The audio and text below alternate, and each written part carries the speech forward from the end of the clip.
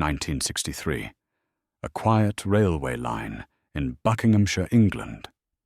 In the dead of night, a Royal Mail train carrying millions of pounds was stopped by a gang of daring criminals.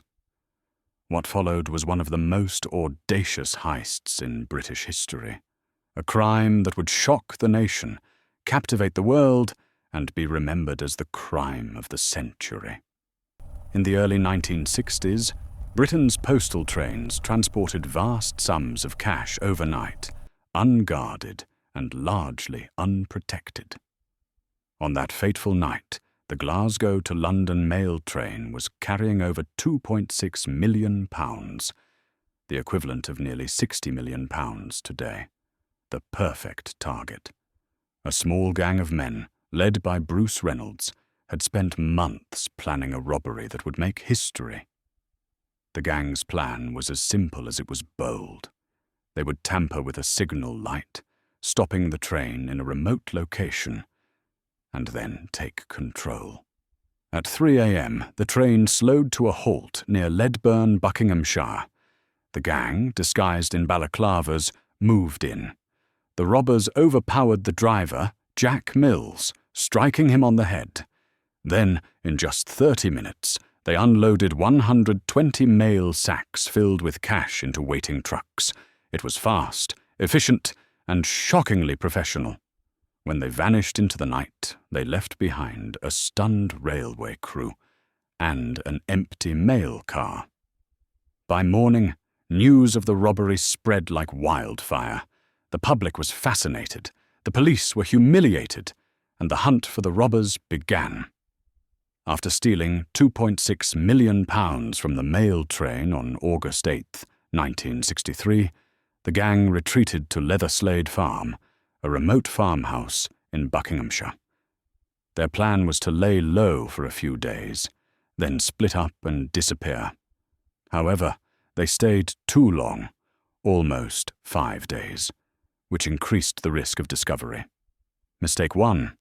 They left behind lots of physical evidence in the farmhouse, including fingerprints, food packaging, clothing, and even a Monopoly board game they had played, using real stolen cash.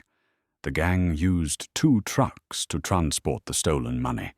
After moving the cash to Leatherslade Farm, they abandoned one truck at a nearby airfield. Police traced the vehicle to a company and eventually linked it to members of the gang. Mistake 2. They didn't destroy or hide the getaway vehicles properly. The robbery was meticulously planned, with inside knowledge of train schedules and postal operations. Police quickly narrowed down suspects by focusing on known career criminals who had railway or postal connections. The gang leader, Bruce Reynolds, and key figures like Buster Edwards and Ronnie Biggs were already known to Scotland Yard's flying squad. Mistake 3. The same criminals who planned the robbery had long criminal records, making them prime suspects. 12 men were arrested and put on trial. Most of the gang received sentences of 30 years. But one man, Ronnie Biggs, escaped from prison and fled abroad, becoming an international fugitive and a tabloid sensation. For decades, the Great Train Robbery has remained a symbol of daring criminal ambition, inspiring countless books, films, and TV dramas. The Great Train Robbery was more than just a heist. It was a turning point in British crime history, a tale of greed, betrayal, and a chase that spanned the globe.